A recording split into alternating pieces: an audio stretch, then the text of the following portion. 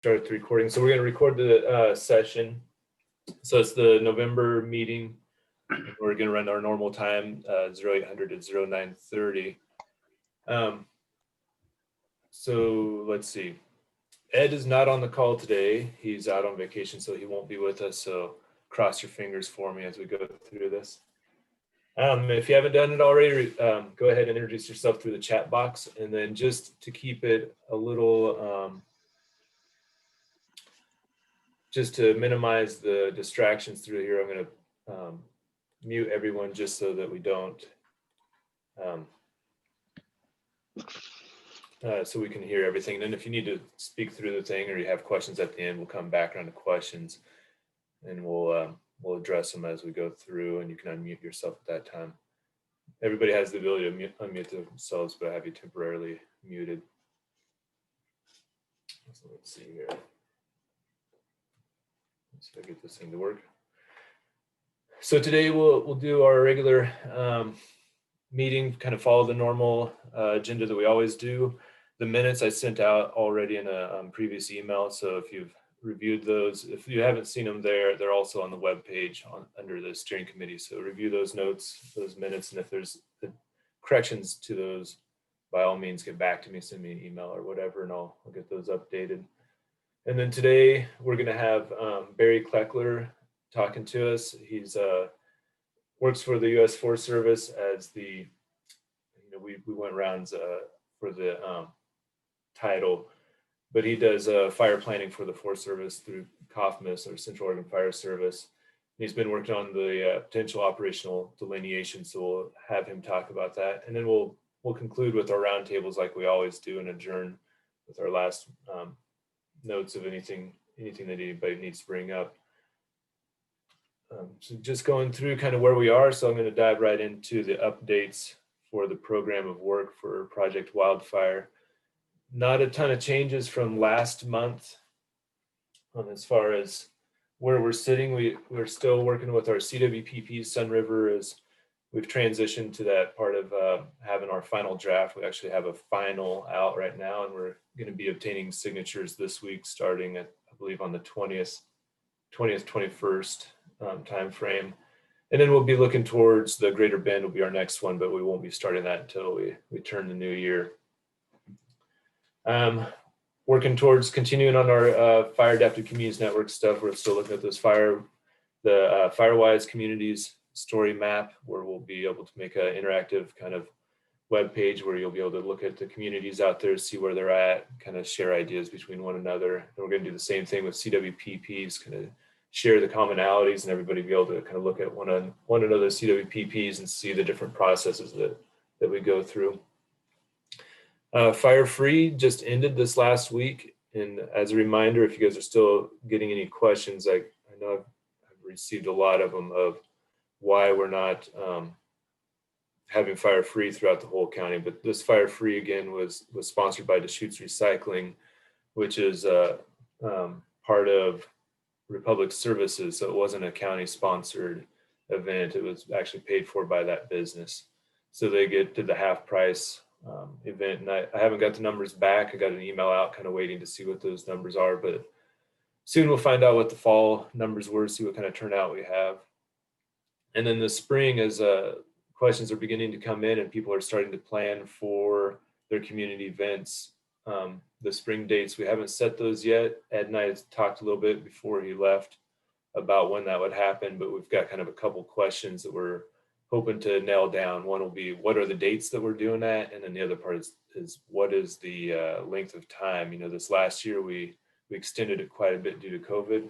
Worked pretty well, but we're not sure if we're going to be able to do that again this year. It'd be pretty awesome if we were able to have it last for that same amount of time, because we did get a lot of folks in. But right now we're likely going to be looking at the 1st of May that we'd be beginning that. So if we're planning again this year, starting to think about how we're setting up our communities out there or any events that are happening, we'll be focused on that first part of May for it to start. So plan somewhere around that, and then hopefully I'll get those dates out before too long.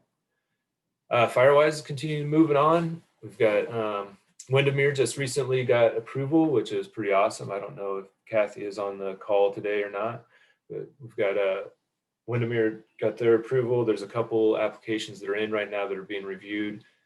And then one of the things that I don't have up here is renewals are happening right now. I see lots of emails. I get notification emails as communities are renewing all of their Firewise stuff. So I see most everyone has renewed with just a couple communities left out there. But I believe we're pushing the 40 mark. We're about to cross that for a number of communities in Central Oregon, which is pretty awesome. So I think that's everything I've got for the program of work. And then we'll be, like I said a minute ago, we'll be turning over to Barry here, and he'll be talking about the potential operation delineations, and then we'll roll into updates. So with that, Barry, if you're ready, I'm going to stop my share and pass the screen over to you. All right, give me a minute here. Yeah, no problem. I'm going to share my screen. I think this is the one I want. Give that a second to catch up. Looking good. Looking good. You're on my slide. All right. All right. Good morning, everybody. I'm going to talk today about these potential operational delineations, or PODs, which I think is an acronym in need of a definition, really, once you kind of see what we're talking about here. These are really, it's a strategic wildland fire management planning effort that's being headed up by the Forest Service, kind of nationally, more of a push for it regionally. It's not nationally, they're talking about things. Regionally, they're kind of pushing for us to have this framework developed. So, you know, we're kind of in the process right now on the Deschutes and the Ocho National Forest. And part of this is it should be a collaborative process. So at some point, we'll talk about that this will be something that we'll be looking at, having a little more discussion with stakeholders in the area. So this, I'm hoping to just be an introduction. There we go.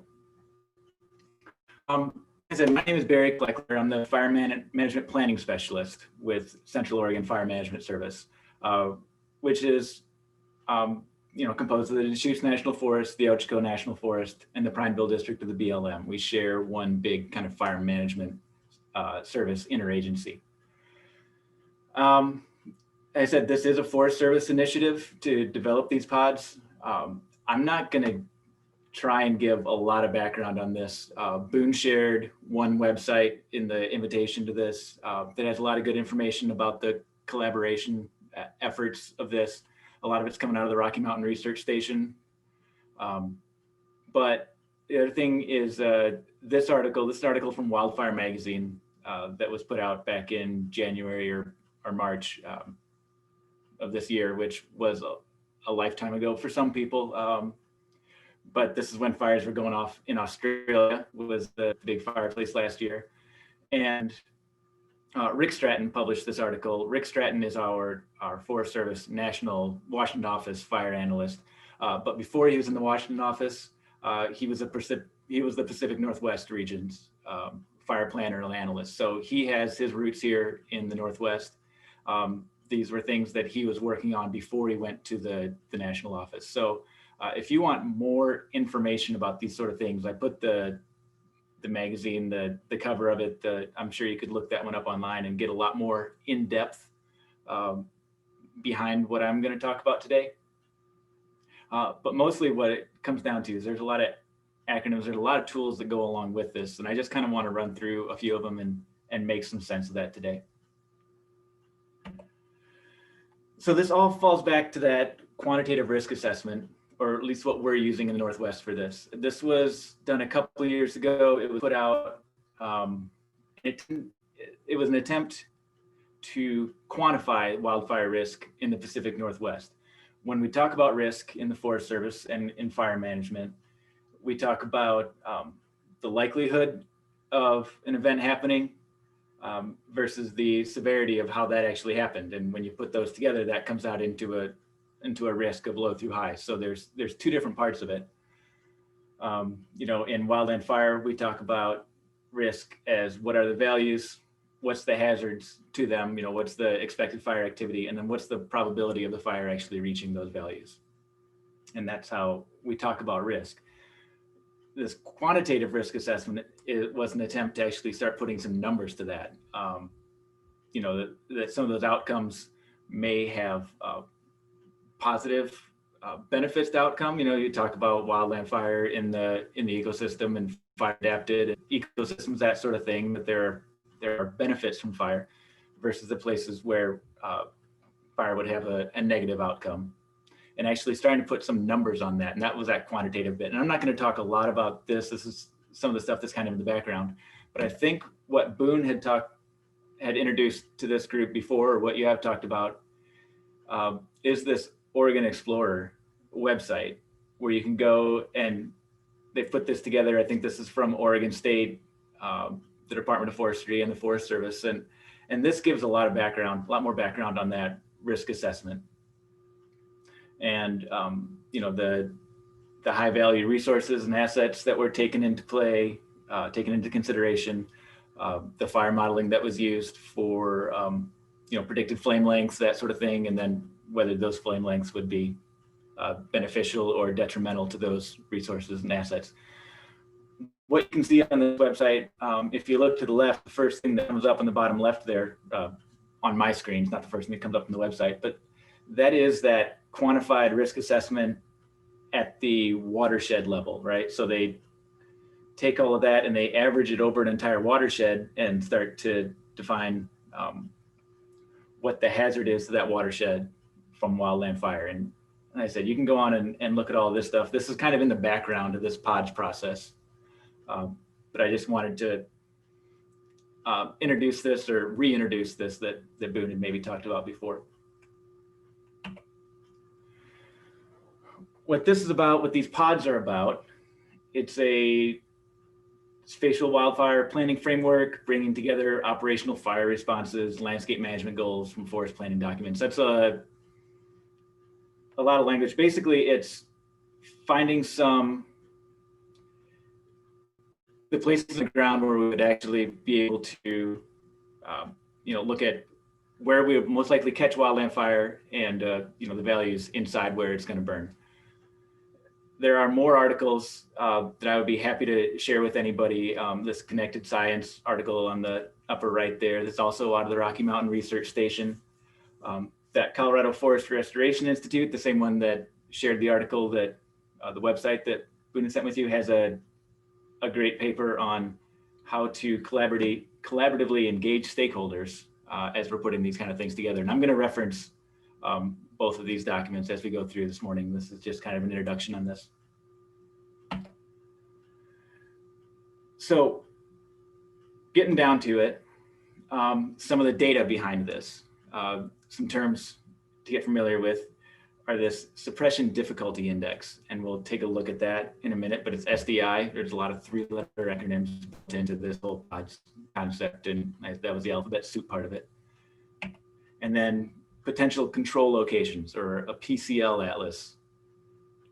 In the next few slides, we'll start to make sense of this. Suppression difficulty index is actually mapping on the ground the kind of things that we talk about in fire behavior. Fuels, weather, and topography are the things that drive our fire behavior.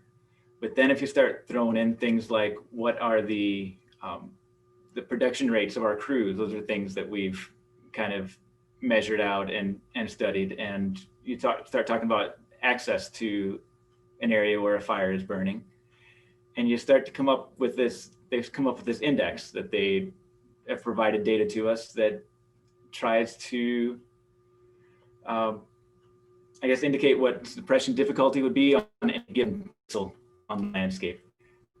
Think of this as difficulty of a direct attack strategy. You know, what the expected fire behavior is and what crews can do with that. What I'm displaying here is some actual mapped suppression difficulty index. It's on the Ochoco National Forest. It's in the Maoris unit, south of the main body of the Ochoco. But what I'm going to do, I'm going to keep that same piece of ground up here as I go through the next couple slides. I should explain what we're looking at here. What you know, the The bluer colors are areas where it would be easier to suppress a fire. Through the darker red colors would be areas of higher difficulty, and that's what this index gets us. It's not a real number, it's an index of low, least difficult to most difficult. Now, that suppression difficulty index was more about direct attack, right? The other thing we talked about was the PCLs, the Potential Control Location Atlas. This is different type of data. This is actually a computer learning algorithm where I'm going to start talking about things that I've been handed. I don't know the guts behind it, but what's happening is this is actually where fires have been stopped on the Ochiko and the Malheur National Forest in this case. Those past fire perimeters have been fed into this algorithm, and it spits back out, hey, where are the most likely places, features in the landscape to suppress a fire, where a fire's been caught on the Ochiko National Forest in the past. And then you start to put together some of these lines. Obviously, a lot of those blue lines are going to be roads and waterways, right? Those are the places that a lot of times we catch our large fires. So in this one, it's, you know, the blue lines, blue pixels are the areas where we're most likely to catch a fire. The red is where we're the least likely to catch a fire, right? So you start coming up with these potential control locations. If you start looking at that, these do start turning into lines, and you can link them, start linking them together. Start linking together these potential control locations, and you come up with these potential operational delineations, or pods, right? The acronym in need of a definition. Idea of these pods is now, these are polygons that have a boundary of areas that you're most likely to control a fire. And if we start looking at the forest in this way, now we start breaking these into, well, start calling fire sheds, right? We had watersheds before that we were talking about the risk of fire at the watershed level. This is now, we can start talking about fire sheds. These are the areas that surrounded by features that would catch a fire. These can range from several hundred to several thousand acres. And we map these without really looking at jurisdictional boundaries. In some of the background data on this one, you can see where the dark red lines turn into light red lines. That's most likely the forest boundary out there on the Ochiko. But we're not looking at those lines when we map these pods. We're trying to look at the best place on the ground versus an administrative boundary that isn't there on the ground and may not be the best place to catch a fire. So part of that, where we're mapping these without using boundaries, is kind of where some of this collaboration comes in. And we'll talk about this a little more as we go on here. So in this next slide, you can see where we took those pods we created. Now we go back to that quantitative risk assessment. And that first slide of the quantitative risk assessment, where I showed you that risk was summarized by watershed. If you break down in, you get the individual pixels and you start placing them, overlaying them with these pods that you've drawn. What you can start to do is maybe summarize the risk within any of those pods, and now start to talk about what's the risk within an area where we're most likely to contain a fire, or that, you know, how can we manage it at this pods level versus at that watershed level, because now we have real boundaries we can work with.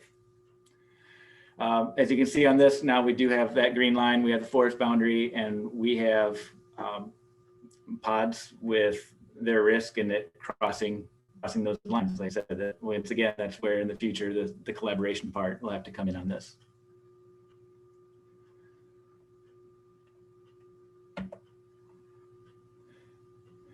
So this Fire Adapted Communities Learning Network is the link that Boone had shared in the invitation a few days ago, talking about the need for this kind of spatial fire management to happen collaboratively, because we are working across lines. That other article that I had just flashed the cover of on the screen at the beginning of this is also from this Colorado Forest Restoration Institute. And it was the one that really talked about how to make this process work collaboratively. And it talked about 3 different approaches to collaborate across lines. The first being an agency approach. That would be where, say, the Forest Service makes all these pods. They may spill over our boundary a little bit onto private land, onto other protection jurisdictions, that sort of thing. And we say, hey, this is how we're going to manage fires on our forest. And then we try and bring some of those folks into the fold that we say, hey, we've got a pod that's overlapping it onto your land. This is how we plan to manage things, a fire on our land that comes onto your land, right? And that would be that agency-centric approach. Maybe tough to get some buy-in if we don't get people on board with this pretty early. The next approach would be that collaborative approach, where from the very beginning, we bring the researchers. One of the researchers that's been working on this a lot is Chris Dunn from Oregon State University, and he's come and talked to us, and we start bringing him to collaborative meetings right off the bat, and we go through this whole process together with our neighboring stakeholders, with other fire management agencies, and we, from the beginning, have everybody on board, and we all come up with the idea together on this collaborative approach. The third one I talked about was this hybrid approach, which is probably most likely the way I would probably best fit the definition of how we are approaching this on the Ochoco and the Deschutes National Forest, which is we're trying to wrap our heads around this internally. This is a push coming, initiative coming from the Washington office and the regional office to develop these pods. But even within our own organization, we've got a lot of questions about how we can really make this useful. And we're trying to come up with this. We've gone through some exercises of mapping some things, but we haven't ourselves settled on a great way to work on this. We're going to keep working on this over the next time. For the last few months, our priorities have been elsewhere in the Forest Service as far as trying to figure out how to manage fire in this environment and that sort of thing. So this has kind of been on the back burner for us a little bit. But as we come back up and work through this, we will begin to approach our stakeholders, our neighbors, and collaborate on this a bit more. We're just trying to get this all together internally first. Because the reason for collaboration is we may have these potentially conflicting mandates, right? That we have a multiple use mandate to manage forest for wildlife, for recreation, for watersheds, for vegetation, all these things, where now you step to the other side of the line and the Oregon Department of Forestry has a mandate to suppress fire. And what this is about is that we can still use these pods. We can work across boundaries that way, because what these pods are also doing, we have other tools built into this. We have that suppression difficulty index. We have the potential control locations. This doesn't all mean, these pods can be full suppression pods, but we're also looking at the background data of where is the best place to suppress a fire versus, where are some places that we may not be as successful. So this whole approach doesn't necessarily conflict with how we manage land on the Forest Service versus private land management.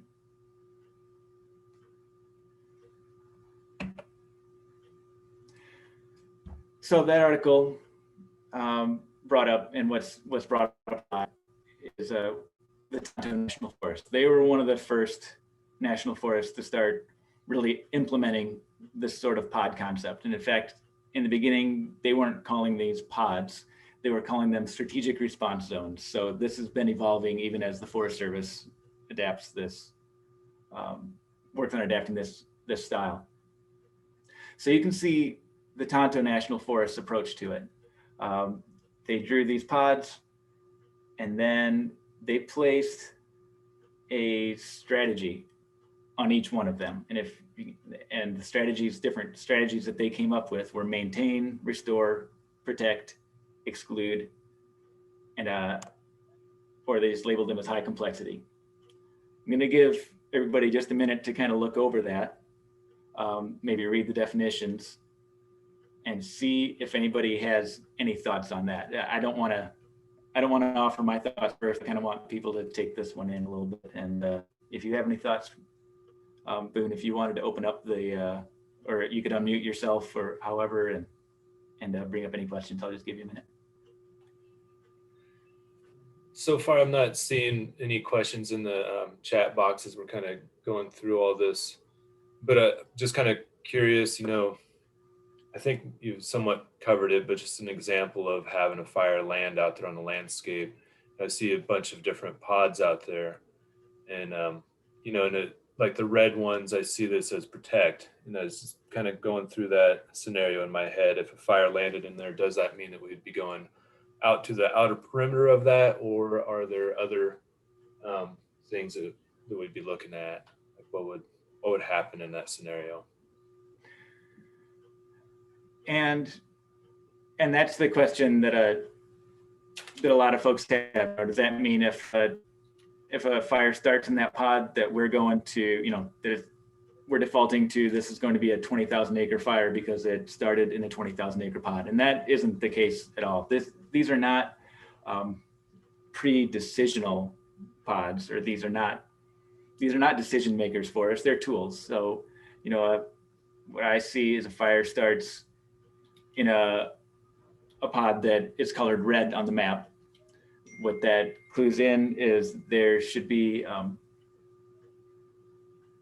there are likely more values to protect in that pod than there are values that would benefit from the fire. So what that would mean is within that pod, that would most likely, the first things you're going to look for is where's our closest potential control location. Maybe not the one that we use that surrounded, within those pods, there are more, and you pull out that PCL atlas, you start looking at, hey, where's the best place to keep this fire small, because that would likely be the strategy that's taken if a fire starts in that red pod, not that entire red pod's going to burn. If you look, their pods that are red are generally smaller than their pods that are yellow and green, right? So they have taken the initiative to find and highlight more of those control locations in those areas where they have more values to protect. And I think that is, after we've done our first kind of draft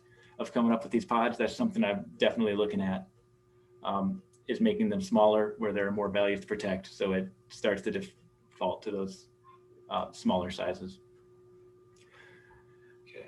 And then you got go ahead. Was there anything else where there? Yeah, I got a question from Doug Green. He wants to know, is there the ability to change layers within the pod similar to the Oregon Explorer?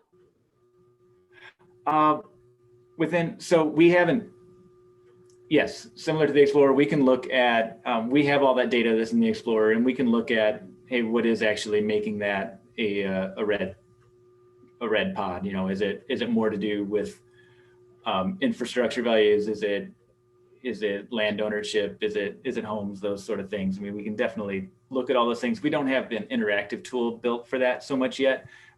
You can look at all of those values on that Oregon Explorer website, but we don't have our pods uploaded onto there to compare. Okay. What is more likely with this, and this is kind of tough to look at on the computer, the way the collaboration part of this works is people standing around and looking at maps together over a table and having discussions and drawing lines and those sort of things. The current environment isn't allowing us to do that sort of thing right now. So that's why it's also another tough reason to really roll this out in a format that we can talk about. And yeah, those are great questions. We're still working with that sort of stuff. Okay, and then let's see, it looks like Allison, you have a question for Barry?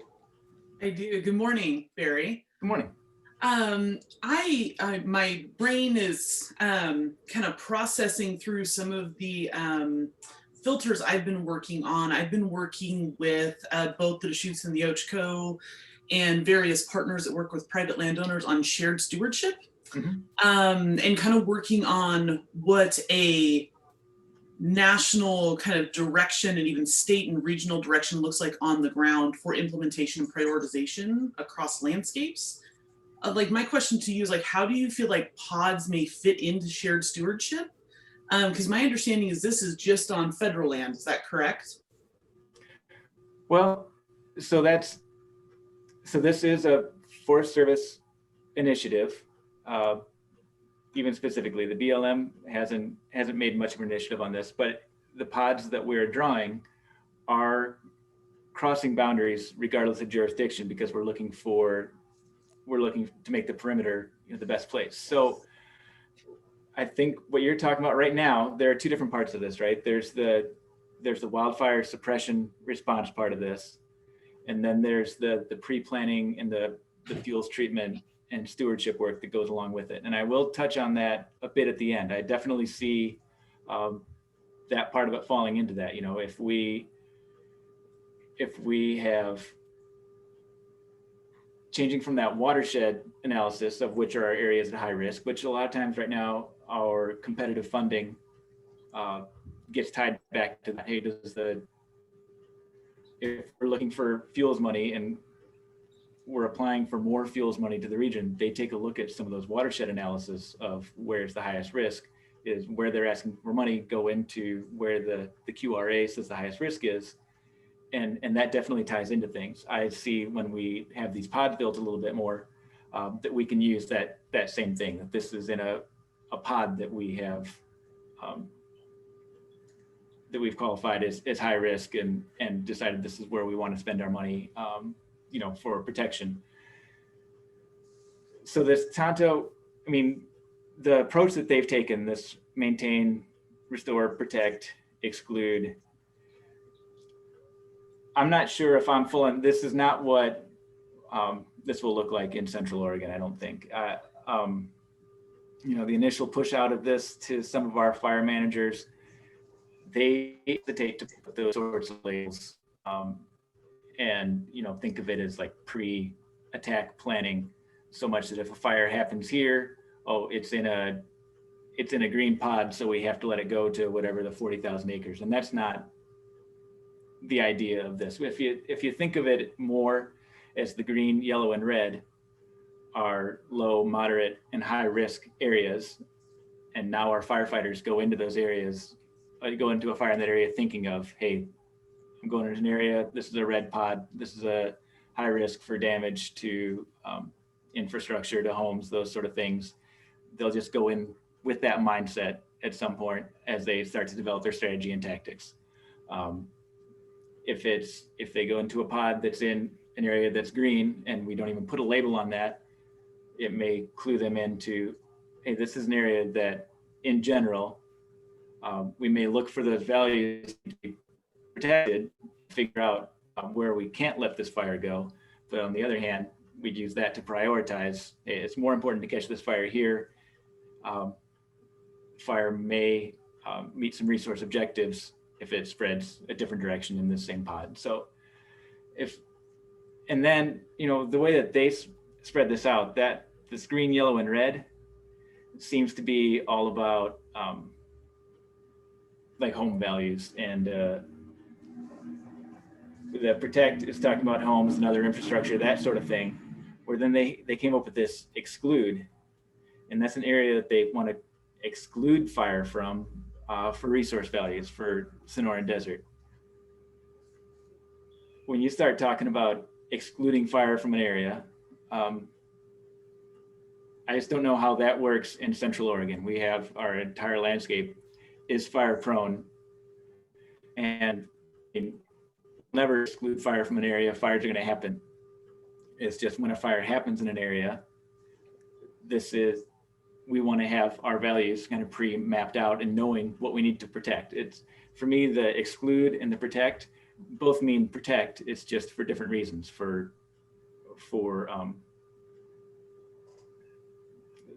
protecting resource values versus protecting home values. So that's where this starts to confuse folks a little bit, I think. And the high complexity, they bring about naturally fire adapted ecosystems interspersed with sensitive infrastructure where fuel treatments are needed. So I'm not sure what makes that high complexity any different than a lot of their other red blocks.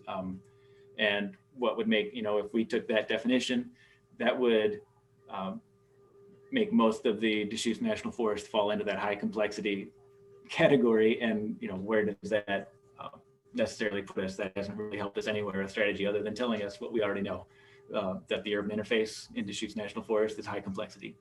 So those are just some of the thoughts that I have looking at this map. And, next, what I'm going to do is go on and just kind of take a look at a couple of recent fires that we have had on the Deschutes and see how they fall in with this. But if anybody's got any other questions about this one, I knew that this slide would probably bring up some discussion. Yeah, we got a question. Nathan, you got a question for Barry? Well, hey, Barry, good to see you, by the way. I think you kind of already answered it with Allison's question, but basically my question was that this is another tool that could help inform, your prescribed fire and fuels treatments. I mean, that's basically what I got out of your response to Allison. That was kind of that was kind of my question. But I just also want to just point out that I think this is good too, to kind of lay it out on the table ahead of time, and maybe at least elicit some buy-in from partner agencies, because that might help mitigate some of those kind of under the gun kind of conflict of policy and value, or kind of resource values versus values at risk that you run into. So I think this is interesting to see how this goes and how you work it out. So anyway, so yeah, thanks. I think you already answered my question. Okay, yeah, the whole idea of the collaboration on this and that we want to get in early on the collaboration part of it, because it's going to be easier to have these conversations in the off season. Use that analogy all the time. It's a lot easier to have these conversations before there's smoke in the air about where the values are, what we need to protect, and what we're going to, what our strategy might be with the fire in any given area. It's always easier to talk about that in the off season, which is why we're starting to bring this up now. Do we have more questions coming in, Boone? Sorry, I had myself muted. Pete Caligiuri, you look like earlier you had your hand raised. Never mind, you just answered me. Oh, looks like you've got it. Okay, and then I have a bit of a question. There was a comment earlier and I think you sort of touched on it, but kind of two parts. One is, where are you in the process, and how much involvement do you have from partner agencies like BLM? Are they involved with you so far? So where we are in the process, last year, we had a number of meetings, really just internally, bringing our fire managers from the Forest Service, from our different divisions of COFMIS, bringing them in, standing around a table, giving them these maps of the control locations, and having them start to connect some of those lines on their own from the knowledge that they have on the ground. The way that the BLM has been brought into this is, within COFMIS, the direction that we take is, it doesn't matter what the land is on. If it's federal land, if it's a federal fire, it doesn't matter whose land it is, we share the protection, the closest truck goes. So we have, in our different divisions, we have BLM providing fire protection for Forest Service land, both in the Maoris, where that example was, also in the Crooked River National Grassland. So while I didn't even start this out in the introduction, I work for COFMIS now. I work on the Deschutes in Bend. That's been since April. For close to 10 years before that, I was a fuels planner on the Ochoco National Forest and Prime. So I have been in Central Oregon for quite a while, but I've just been in this position since April. While I was on the Ochoco, we brought over Chris Dunn from OSU, in our COFMIS fire planning support, Lauren Miller, a few of you may know.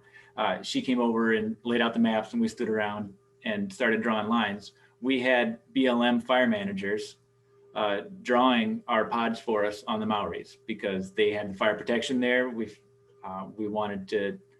They spend more time fighting fire in the Maoris than the folks from the Ocho National Forest do. We do the fuels treatment there, they do the firefighting. So we have engaged the BLM that way. During that time, I knew that we were also, my thoughts at the time as we're drawing our pods and leaving the forest, going down to highways, off the Ocho National Forest, down along the Post-Paulina Highway, knowing that there's a lot of private land, a lot of ODF protection there, and definitely having those thoughts as we're drafting our lines, like, hey, this is not something that we're going to be able to do just in a bubble as the Forest Service. That what we're doing when we're drawing these lines, we're affecting private land, we're affecting other jurisdictions as far as fire protection. So as far as where we are in the process, we've had some meetings. Our fire managers have sat down and drawn some lines. Those have been digitized, moved into GIS. But that's been about it so far. Once that happened, last fire season happened, and then over last winter, we had some positions move around. Lauren Miller, who had been heading up this project, took another job. I moved in April and took this job, but it was as the COVID-19 pandemic had been taken over, and this was kind of been on the back burner. At 2020, our fire management strategy has been, minimize smoke impacts to communities, which most of the time means aggressive initial attack, stopping fires at the smallest size with the least smoke impacts to communities, and least bringing firefighters in and large incident management, trying to minimize that as much as we can. So we're not using this pod concept at all in this last fire season. We were using some of the data, and I'm going to go through some examples of how we actually have used some of this underlying data in our fire management in 2019 or 2020. You call it 2019. Okay, and I got a question on my own side of things. I know that we do a lot of like when we're out on a fire and doing the FBAN L10 type of positions, and we're looking at some of these products. I know that we can have them kind of one-offs that are built with like suppression difficulty index and the PCLs and all of that. And then, but we're also working through a program. I know a lot of people probably don't talk to this, but either way, we work through the WFDIS program. We're able to do a lot of our work within that, doing all of our analytical work. Do you see or do you think that this will be incorporated into that one kind of housed WFDIS program to be able to pull these things up and be able to align them together? Potentially. WFDIS is getting a major overhaul in the next year or so. The system that we're working with it's our wildland fire decision support system, has been around. It's about 10 years old right now. It's built on older computer infrastructure, and it's nearing its end of life. They're working on the next generation of our wildland fire decision support system as we speak. I worked with the group that was working on it last year. Right now, in our current decision support system, what we can do is after a fire starts, we can bring in these pods, or we can upload them as part of our local forest data if we want. I've seen them used as strategic objectives for the fire. Hey, this is the pod. Within this pod, this is the strategy we want you to take, so that you can communicate leaders' intent to the incident management teams is what I think what Boone is talking about. How do you communicate this to folks that are coming in from elsewhere to manage your fire? And at this point, it's a strategy conversation and objectives. That in there we line out the resources that we have, and our objectives may be to protect one resource from fire impact, while another one may be to enhance a resource through a low intensity fire, and to meet resource objectives, I guess, is the term we use on that. And those pods can be used to develop those objectives as well. Okay, it looks like that's all the questions we've got so far. Okay. Well, I'm going to move on. Like I said, this is the Tontos. This is their rollout. This is getting used as an example of one way that you can use pods. I see what where we land in Central Oregon will likely be somewhere different than this. It may look something similar. I just wanted to throw this out there and let it spur some conversation. So that was good. Okay, so on the Deschutes National Forest, we're going to look at an example. I'm just pulling up 2 fires from this past year. We're going to look at the Green Ridge Fire in Sisters. So Green Ridge started in Sisters on August 17th. That really the kickoff of this fire season, right? We hadn't had a lot of fire. We had a few before that, but things hadn't been real serious in Central Oregon before about mid-August. And we had a lightning fire on Green Ridge, on the steep ground north of, if you've been to the Metolius, it's that ridge line to the right. Firefighters on the ground within that first night. The fire actually started, I think, on the evening of the 16th. Firefighters were on it that night. We had a local incident management team working on this fire on the 17th and 18th. And the folks on the ground didn't think that, they weren't sure, they did not believe that direct attack was going to work on that steep hillside, that they were going to continue to get a rollout. They were suggesting a more indirect approach to managing the fire. We did pull up this map of the suppression difficulty index, and you can see where that fire was. That western side of it falls firmly in some bright red ground there as far as suppression difficulty. So we did use this suppression difficulty to confirm what the firefighters on the ground were saying, and it helped us to develop the strategy and inform our decision that this was going to probably be a little bit larger fire, and it was time to start getting an incident management team in place on that. So that is one way that we are using this underlying data from the pods to inform some of our decisions right now. So in the next slide, as we ordered the incident management team, they were mobilizing and getting into place. The east winds off the Cascades picked up. Remember, at this time, we were entering our extreme fire danger in the area. Our energy components were pushing that 97th percentile. We're in the hottest, most extreme days historically of fire season. And that fire pushed across containment lines. I will say the initial firefighters felt good about holding this fire on the top of the ridge on the east side. What they were more concerned about was the fire moving down the hill towards Camp Sherman to the west. But as the incident management team came into place, fire crossed containment lines to the east and made a pretty good move to the east that night as we were in briefing the management team. As you can see, what that was moving through were some other areas that show up as not the easiest place to suppress fire. Probably, you know, that run right there, that perimeter from the next day pretty much makes sense with where you would expect a fire to go under conditions from a wind out of the west, pushing a fire to the east through more difficult terrain. So now, start taking a look at things that now we've got a larger fire on our hands, right? We've got a fire that is exceeding direct attack efforts. So I do want to say that our objectives in this fire, our strategies did not change at this point. We're not using this PCL atlas necessarily at this time.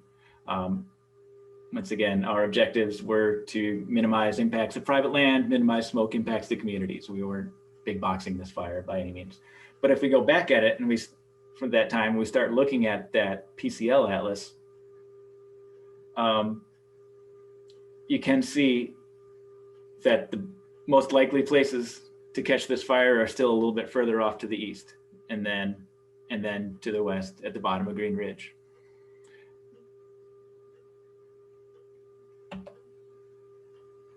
Final perimeter, that Green Ridge fire, you can look at how that matches up with our potential control location atlas. You know, it crossed a few of the lines that the system says should have been good places to catch a fire, but you can see it also stopped at another line in another area. And you know, that blue line that runs up through the middle, I'm trying to remember the name of that creek and I'm totally blanking on it right now. you can see that definitely did have some effect on the perimeter of that fire. It was wider and a little narrower where it crossed that fire. This Green Ridge fire was a full suppression fire, heavy use of aircraft, heavy use of equipment, dozers, those sort of things. What typically happens, or what was happening on this fire each night, is the fire was making runs in the evening. We'd catch those with aircraft and dozers. We would halt forward spread each early morning. The fire would hold through the middle of the day, and then in the afternoon something would happen. The winds would pick back up. It would escape containment lines again to the east, and they'd spend the next day, that night, and chasing it, the next day holding it until they could finally hold it in one place. This was an aggressively initial attack fire. So that's where you can kind of see through these areas. It probably was held at this line at some point and blew across and made this little sliver off to the east a little more there. But I just thought it was interesting that this fire was stopped at those areas that we're looking at as potential control locations. Now, we had drafted pods in this area, and you can see kind of where they held. They would obviously use those blue lines that were around there, and that's just how they lined up, how our draft pods had lined up. Now, if you look off to the east, you can see where that fire eventually stopped, that blue area, that control location, was not identified as part of a pod. By then, we're out on private land. And, I think that they drew these pods on the National Forest. I was not part of the pods drawing effort on the Deschutes. They drew the pods on the National Forest. They overlapped and went out to the next best potential control location off the forest, but did not continue to keep drawing pods out onto private land. That's where the collaboration part would come in. That, I believe, was Ponderosa Land and Cattle Company that, they were mentioned specifically in the WFDS as minimize impacts to that area and that sort of thing. But we haven't gone as far as actually collaborating with them and drawing these pods out onto private land down there. That's the part where we start looking at this collaboration into the future before this really gets implemented. I think that's my last slide on Green Ridge. Any questions? Nothing has come in so far, but if you have a question, you can either come off mute and ask your question, or raise your hand and I can call on you, or you can still use the chat there. Okay. I think at this point, okay, so we're going to go on to just another example here, the Rosland Road fire. This one was earlier in the year, east of Lapine.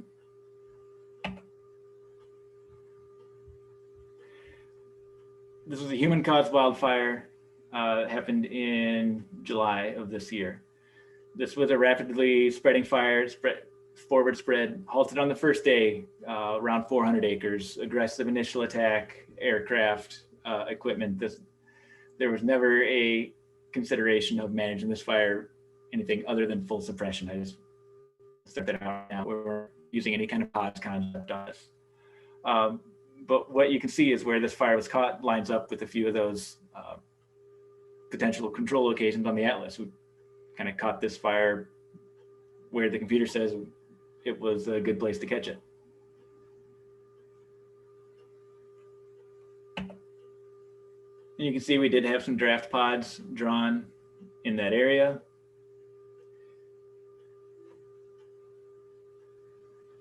This is going to be the interesting part. You bring in the quantitative risk assessment data and overlay it with those pods, and you start thinking about what would things have looked like, if a fire had started in that area and we used the pod concept. You can see that risk assessment data shows that most of the area within that pod would show net positive results from fire happening in there, according to the data. And that if you summarized that pod, and I don't have a tool right now that summarizes things on the Deschutes like we did on the Ochiko. That was the Ochiko had their data together first, and Lauren, the last fire planner, had built a map that summarized all of that. We don't have that same tool in the Deschutes, but what you can see is, for the most part, that pod would have been green, probably would have been a bright green pod.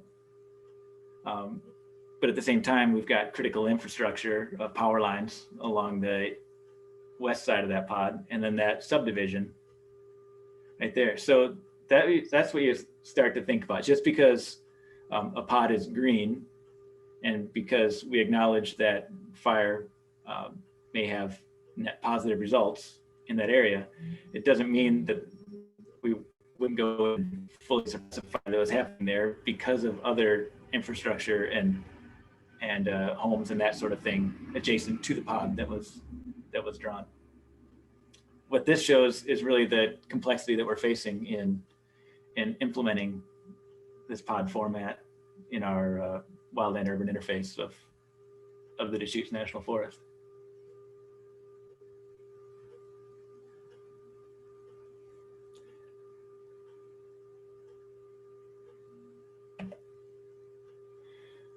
So, unless that brought up any questions, what I will do is talk about, Allison brought this up earlier, and bringing these pods in with fuels treatment planning.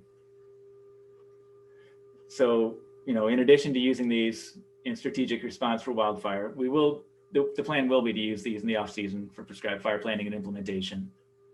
That a lot of our competitive funding, that when we are requesting money from the region, they take a look at that quantitative risk assessment for the watershed that we're planning it in, and that guides a lot of their decisions as far as who gets money and who doesn't.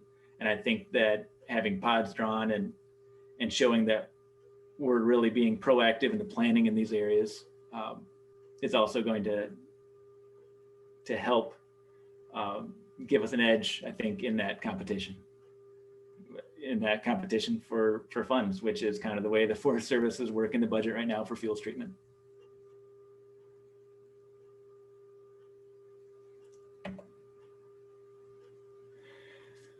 The main thing I want to bring home is that we are still in the development stage of this. That the way I see it, we're using that hybrid approach where we're trying to get our heads wrapped around this first.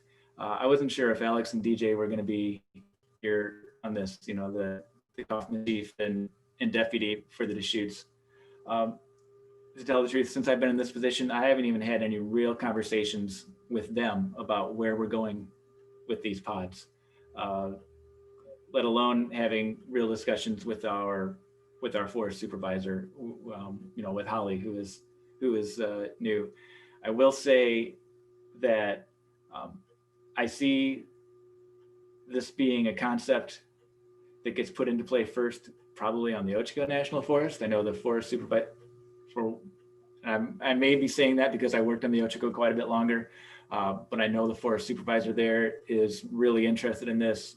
The fire management officer has already started asking me questions about how are we going to apply this. And there really seems to be a push from the Ochiko National Board to get this into play, and it's going to be the best to kind of try things out first, just because it doesn't quite have the same wildland urban interface complexity that the Deschutes has. So this is probably something that we'll test drive a little bit on the Ochiko. We'll be collaborating a bit there, seeing how that works, and then fine tuning things as we look at implementing this on the Deschutes.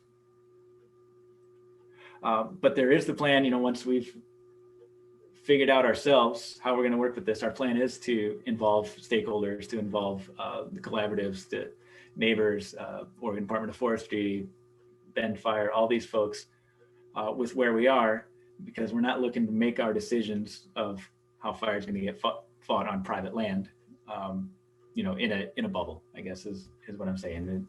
But we want to get our own ducks in a row first. This is probably the first time locally that I know of that this topic has even been brought up with folks outside of the Forest Service. Like I said, a lot of those articles are out there. Boone shared that one with you. I've got a couple more in a PDF format. Those early ones. If anybody would like more information on this and kind of where this is headed, I'd be happy to share any of those articles with the group, or give them to Boone and he could send them out in an email or however that would work.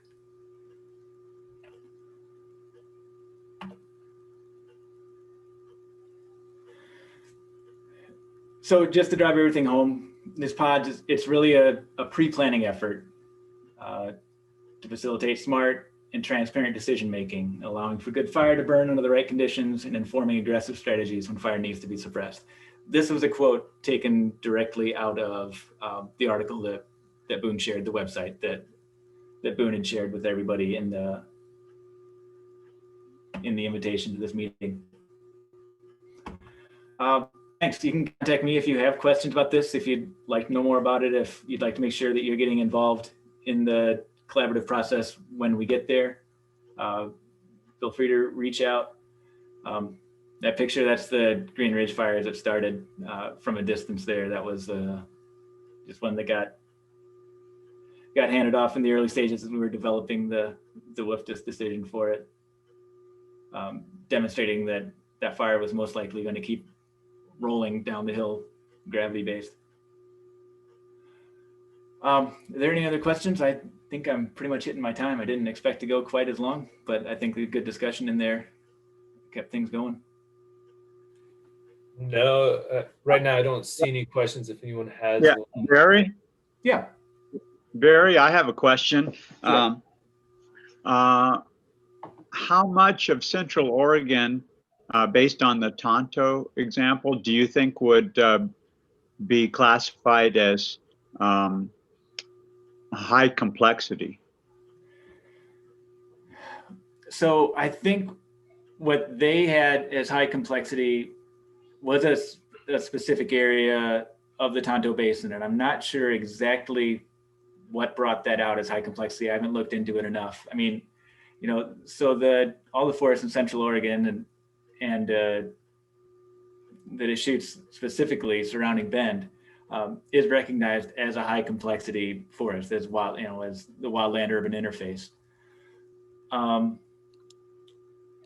to tell the truth, I'm not sure what labeling those pods as high complexity really does. You know, what it mentioned was those are the areas that would require the most fuels treatment. You know, it's kind of the area that is fire adapted ecosystem, fire adapted plants, and, you know, intermixed with homes and infrastructure, and that describes a whole lot of the area surrounding surrounding Bend and the Deschutes National Forest in general. So I mean, if you're going to go with that high complexity rating, it would be most of it. And to me, I have kind of a hard time with something like that. You know, that we can figure out a better way to label those pods, I believe. Looks like Ray Meow has a question as well. Yeah. Am I unmuted? No, I can hear you. Okay. Hey, thank Barry. Question, how does this fit in with community wildfire protection plans or vice versa? You know, I haven't worked a ton with the community wildfire protection plans. I know that those are what we use to base our wildland urban interface designations, and bringing that in would definitely. You know, I can take a little bit of that, Barry. I've worked, you know, we've been putting together those CWPPs, Ray, and one of the pieces that I see the biggest overlap will come from that quantitative risk assessment. So using that organic risk explorer and then still having those similar fuels, topography, and weather that we're laying over one another as we're beginning to build those, you know, as we're looking at where the risk lies within the communities.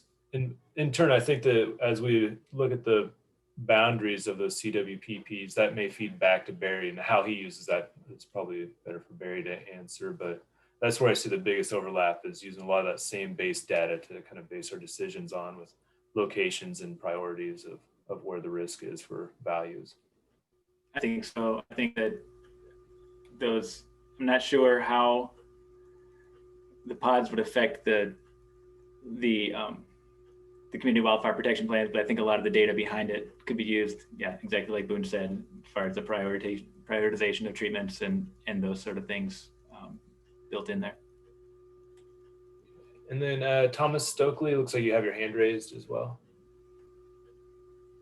Yeah, thanks for that great presentation. I was wondering you know, when it comes to those potential control lines, you know, you're considering that during an active event, but when it comes to preparing for a fire, wouldn't you expect a lot of those control lines to be high risk in terms of ignition zones when it comes to roads, and maybe potentially informing decisions to shut down road systems to prevent ignitions? Yeah, and you know, the other thing that I think about sometimes is those potential control locations are, I mean, there are more of those in the interface. A lot of times those have homes along them. So to say, well, this is where we're going to catch the fire, but you know, there's a subdivision between that home and the, you know, between that line and the fire because of where it's located. To me, those are clues. As we, you know, we've done our first draft of drawing these pods, and those were the kind of things that I looked at of, hey, this, you know, you look at that data, most of the pod is green, but then there's a bright red splotch just inside your potential control line, right? And what does that do to the net value in that pod? And what's the thought process of the people who live in that bright red splotch when you label that pod as, hey, this is mostly benefit from fire? And I think that's part of where you're going. And a lot of times, fires aren't always going to start out in the middle. They might start right on the edge, you know, and already from the get-go be in two pods, and one of them's green and one of them's red or something like that, you know, to those effect. Those are definitely the things that are kind of looking with this. And I think those are kind of the fine tuning, I think, that we get to with, you can see on that Tonto example, like I pointed out, their red pods were mostly smaller. They had spent more time identifying those PCLs and keeping their pods a little smaller, where they had more of those values at risk of a negative consequence from the fire. And I just see that being kind of that fine tuning work that gets done after the draft and after we start sitting down at this and looking at it all together and figuring out how we're going to put it into play. Cool, thanks. Yep. Okay, I'm not seeing other questions. Ray, you came off mute. Do you have another follow-up question? Yeah, the underlying data on the pods and risks, should they be used to inform us as to where land development should and should not occur? And if it does occur, what do we have to do to really mitigate the risks? Yeah, I mean, that, like I said, that quantitative risk assessment data is out there. That Oregon Explorer website is there. And I think that there's a number of uses, and that's why it's been put out there. You know, as you look at that map, they have some of those maps. You can either go into the homeowner section where it's maybe a little less technical, I think, when you're looking at that website, if you go into the homeowners, or you can go into the fire planner section, and you can look at the same data in different ways on that. It's just, if you go into the fire planner section, it breaks things down quite a bit more. It's quite a bit more detailed, quite a bit more technical on that. And I said, Boone, you may have spent a little more time on that website than I had. You said you had talked to the folks about that earlier when I first asked. Yeah, and I think, you know, one of the things that unfortunately Ed's not here to be able to clarify this a little bit more, but as we're, you know, from the county standpoint, as we're looking at land use zoning out there and thinking about where those risks are, is that it is the quantitative risk assessment, being able to actually quantifiably, you know, instead of subjectively identifying lands out there based on what actually is a threat. So we've got that wildfire risk zone that actually we're going to do an update on that in a minute, but that zone and how that is being informed for the land use zoning out there. So again, we're kind of going back to that risk explorer quantitative risk assessment that is the backbone to that, to inform those decisions about where we're building out. And then it's up to the planners to do what they need to with that data once we have it. Any other questions before we turn to the roundtable? And that we're actually getting to that point where I feel like we need to kind of turn to it. It's been a great discussion, and I definitely thank Barry for all of the work that he put into this and being able to present it in a concise way for us to see. But I think we need to kind of transition over to the roundtable, get a couple of updates. And actually, as we do that, Peter Gutowski, if you are able to and willing to possibly give us an update on our on the outreach that's happening with our potential wildfire requirements. Yeah, thanks, Boone, and members of the Project Wildfire team. Peter Gutowski, Deschutes County Planning Manager. Hopefully everybody, is my audio coming through clearly? Great. Yeah, I think we talked about this last month. Deschutes County is initiating at the time, it was a 2-month process. It's going out to December 22nd to hear community input on whether Deschutes County should consider adopting voluntary measures that are available to localities to require fire resistant building materials for new rural residential construction. And the second item is whether Deschutes County should apply defensible space standards to new and existing rural development. And at this point, it's really the conversation that we want is whether we should continue exploring these options or whether, if the community is hard, fast against these approaches, to just pull a hard stop. So last month I kind of provided an overview of our wildfire mitigation story map. It's an interactive website that really provides context in terms of our fire history, our fire adapted ecosystem, what we've done to date to mitigate the risk of wildfire. We cite Project Wildfire, of course. What's not explained, but certainly what everyone heard today is the robust relationships we had with our federal partners in terms of addressing wildfire responses and proactive measures. So I encourage all of you who, reach out to your neighborhoods or have multiple contacts to encourage individuals and families and residents and stakeholders to take our survey. You can find a website search engine and just search for Deschutes County wildfire mitigation. It'll take you to either a web page or our actual story map. And there's a survey with 6 questions where we just ask those kind of fundamental questions as to whether or not there's support for both of those 2 programs. This Thursday is our first open house, remote open house that we're undertaking. Our Planning Commission is convening it. It's at 6 p.m. We're going to utilize a Facebook Live component. People will be able to ask questions either through Zoom or through Facebook Live. We'll have specialists like Boone and our system building official, our community development director, and others to respond to those questions. We'll spend a few minutes just providing context again of why we're here, what we're doing. And then we plan on taking questions for about an hour.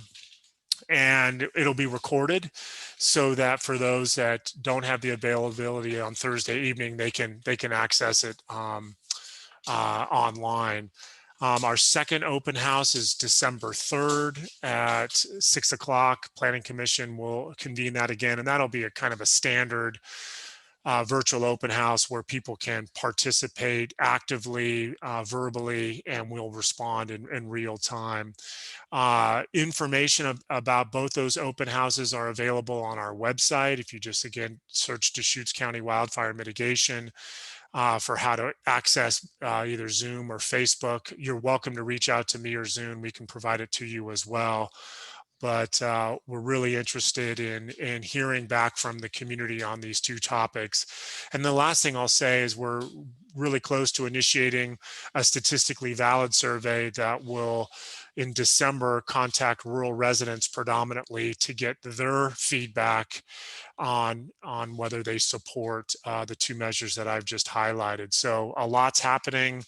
We're trying to maximize all of our outreach efforts in the face of COVID-19 and appreciate all the support that Boone and Project Wildfire members and participants have offered to date. We've already seen a really robust response on our survey that we have online. And as I close, we will be sharing the responses, the community responses to the Board of County Commissioners in the new year to figure out what those next steps are. So Boone, thanks for that opportunity. Yeah, not a problem, Peter. And also, thank you for being available to do this. When you mentioned it, it's great follow-up after our last meeting to see where we're at with that. So as we're doing the round table, if you have something you want to share, raise your hand and I'll call on you, or unmute yourself and you'll pop to the top of my list and I'll be able to call on you. Looks like Doug, you've got an update for the round table. Yeah, thanks, Boone. Again, this is Doug Green. I represent both the City of Bend Fire Department and Sisters Camp Sherman Fire Protection District. Just to follow up on what Peter said, both the City of Bend and the City of Sisters are really actively starting our process now of convening stakeholders and developing potential land use codes, vegetation ordinances, things like that throughout this winter, hopefully to take effect late next spring, early next summer. So I just want to throw that out there. We'll have more information on that probably after the first of the year. But if anyone has any input or questions on that for either, again, this is not the county, this would be inside the city limits of Bend and Sisters, feel free to reach out to me and I can kind of fill you in on where we're at and if you can be providing any input on that. So that's it for now, Boone. Cool, thank you, Doug. Ariel, I have you up next. Good morning, everyone. My name is Ariel Cowan, and I'm the new fire specialist, regional fire specialist from OSU Extension. And the last time I spoke with many of you or attended a Project Wildfire meeting was earlier this year, and I was with ODF as a stewardship forester. So I've since then transitioned over. Actually, I've been in this new role for the past 2 weeks. And I just wanted to introduce myself to all of you and tell you about the new fire program that OSU Extension has put together. And so my role for the Central Oregon area is to assist with any new or occurring landscape scale treatments or stewardship efforts related to fire. And so I really want to be there to provide any outreach and education help for any of those efforts. And also just in general, providing to the public fire and fire preparedness education and outreach. And also I'll have a small component of my position where I can do fire research. So looking forward to attending these meetings more and getting to meet any of the rest of you who I haven't met yet, or getting to work with you in this new role. And yeah, I hope for folks to reach out to me if they see where I could be useful. This is really just the beginning of this fire program. So I will have to try to get up to speed a bit more on how our new program can play a role here in Central Oregon. And I know there's already a ton of great work that's already being done in this region. So I'm not trying to be redundant for any of the work that's already being done, but to try to assist in any way that I can. I know many of you are very busy, and the hope is, and it's actually pretty great to introduce myself when we were giving, when we had a presentation about pods, because that's one of the many great tools that we could be using to look at where there's the greatest need for the Central Oregon area. And wherever there's work that needs to be focused on more, perhaps I can assist more in that area, in that region. So some of the other things that I'm excited to already starting on, I've been working on updating the fire resistant plant guide. Maybe some of you folks know about that. So that we're hoping to have a new version of that out by next year. So that's a great thing that I'm already starting to help out on. And also the entire fire team, which there's a statewide specialist, fire specialist from OSU Extension, and currently there are 4 regional specialists. And so our whole team is also working with multiple agencies on a statewide prescribed fire curriculum. that could be available to all the different agencies and also to the public. So hopefully I'll be able to provide updates on that at later Project Wildfire meetings. And so, yeah, I'm also going to be putting together an email list so that I can provide updates on what OSU Extension is doing or any other relevant information. And so if you'd like to be a part of that email list, let me know. I'm also going to put my email address in the chat box if any of you want to reach out. But anyway, looking forward to working with all of you in this new role. Thank you, Ariel. Bob, it looks like, Bob Pulley, looks like you have an update. Yeah. Thank you, Boone. Yeah, I'm very pleased to say that Mountain High subdivision became an official Firewise community within the last month. So all our hard work paid off. Thank you. And our residents are really embracing the concept of defensible space, and they're removing a ton of juniper bushes, which Ariel Cohen pointed out in our community assessment back in May, really was a problem within our communities. So they're embracing getting rid of those 1980s type of vegetation that was so popular back then. And we will be receiving a fuels reduction grant from the county. So we will be applying that to our community fuels reduction during Fire Free in May of 2021. And hopefully COVID will be behind us and we can all do things together again. So thank you very much, Boone. Yeah, thanks, Robert, or Bob. I hope it's all behind us as well. There's so many things coming up over this next year that I don't want to have to do from a distance. Yeah. Okay. And it looks like we didn't have anybody from the Forest Service with an update, unless maybe Stacy has an update she wanted to do. I don't know if she's still on the call or not. She is not on the call. Oh no, you are on the call. I'm here, Boone, but I don't think I have anything ready for you guys. I'm just here listening today.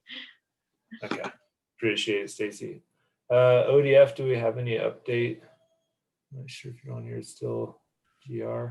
Yeah, so Gordon Foster here, the unit forester with the Department of Forestry. I guess congratulations to Ariel on her move to OSU Extension. So it's a big loss for us.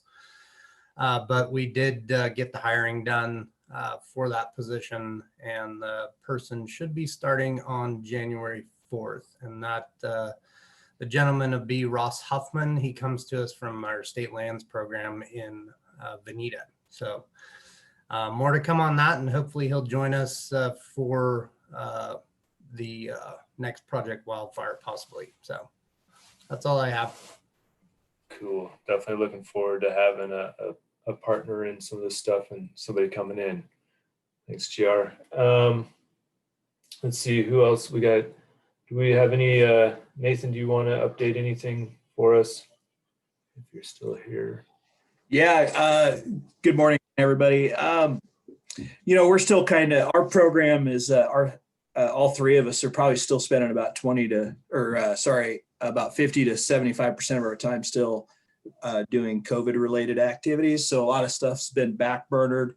However, Haley is kind of getting, well, not kind of, she's getting back on the recovery plan, and actually it's being informed significantly by COVID recovery, as well as some of the equity issues that kind of were highlighted during that, as well as all three of us have spent time in other counties assisting with either the initial response coordination and or recovery of the counties affected during the September fires. And so that's been an opportunity to also gather kind of some more real-time how major disasters are how they roll out in Oregon. So those will all be part of the plan, and hopefully in future meetings we'll have Haley bring kind of a draft framework to this group for some feedback and input. So don't have a timeline on that. And other than that, really, we're just kind of trying to get our grants back in order and getting some activities going on a number of other projects. So the natural hazard mitigation plan should be kicking off here shortly. Central Oregon Intergovernmental Council will be our contractor to help facilitate that plan. And we're getting an IGA signed, but they had to hire a planner to get that going. So I think that's been accomplished now, and we'll be moving forward here shortly. So many of you will be asked to participate or invited to participate in that as well. So I think that's all I have, unless somebody has questions. Thank you, Nathan. Yeah, I don't mean to just call on people, but I thought I would go around the room just to make sure we're hitting some of the high points here. Is there anybody else that has updates? Looks like David, you have an update for us.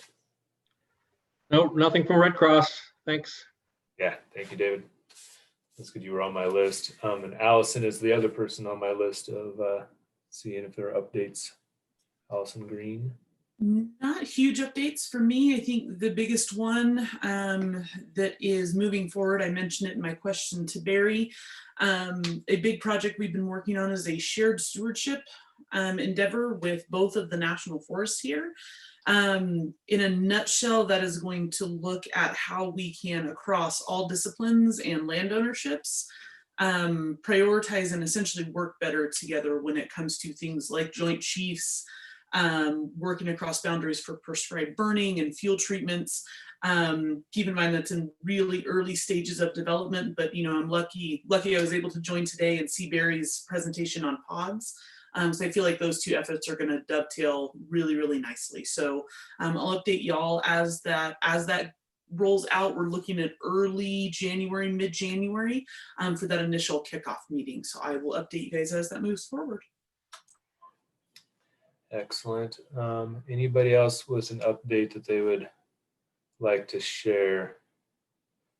I see Georgia Hill says that they are the Ridge at Eagle Crest last project of the year is finishing the survey of unirrigated areas on our golf course to provide an extension of the defensible space that will interface with homeowners and the HIZ environments.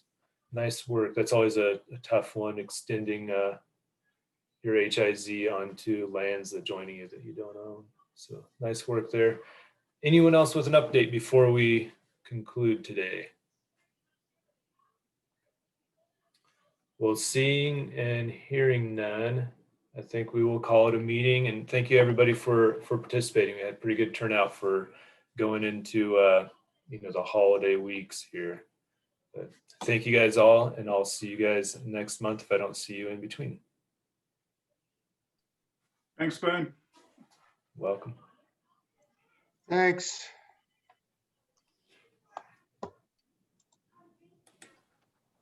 Thank you very much.